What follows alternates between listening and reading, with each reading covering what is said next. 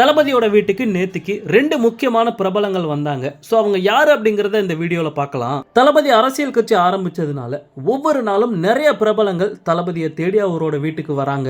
அதுல சில பேர் தான் சினிமா பிரபலங்கள், பல பேர் பாத்தீங்கன்னா அரசியல் பிரபலங்கள் அப்படிங்கிற மாதிரி சொல்லப்படுது. இந்த நிலைமையில 2 முக்கியமான பிரபலங்கள் ஒரே நாள்ல தளபதியை சந்திச்சிருக்காங்க. ஒன்னு நடிகை ரம்பா, அவங்க ஃபேமிலியோட தளபதியோட வீட்டுக்கு வந்திருக்காங்க. அவங்க எதுக்காக வந்தாங்க அப்படிங்கிற மாதிரி எந்த ஒரு நியூஸும் பாத்தீங்கன்னா வெளியில வரல. ஆனா நம்ம பசங்களா ஒரு நியூஸை கிரியேட் பண்ணி பரப்பிட்டாங்க.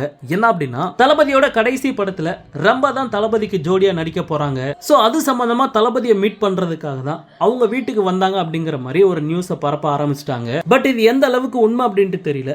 ஓகே, அடுத்ததா விஜய் சேதுபதி ரீசெண்டா நடிச்சு ரிலீஸ் ஆன மகாராஜா படம் பயங்கரமா ஹிட் ஆயிருக்கு. சோ அந்த படத்தை பார்த்துட்டு தளபதி அந்த படத்தோட டைரக்டர் நிதிலனை வீட்டுக்கு வர வச்சு பாராட்டி இருக்காரு. அது மட்டும் இல்லாம இந்த மகாராஜா படத்தோட ஒன் ஆஃப் த ப்ரொடியூசர் தளபதியோட மேனேஜர் தான். ஆமா நண்பா, தளபதியோட மேனேஜர் ஜெகதீஷ் பாத்தீங்கன்னா இந்த படத்தோட ஒரு ப்ரொடியூசரா இருக்காரு. அவர் தான் மாஸ்டர் படத்தோட கோ ப்ரொடியூசராவும் இருந்தார் அப்படிங்கிறது நிறைய பேருக்கு தெரிஞ்சிருக்கும். சோ அவரையும் பாத்தீங்கன்னா தளபதி பாராட்டி இருக்காரு. ஓகே நண்பா, இன்னும் ஒரு வாரத்துல தளபதியோட கொடி தமிழ்நாடு முழுவதும் பறக்க போகுது.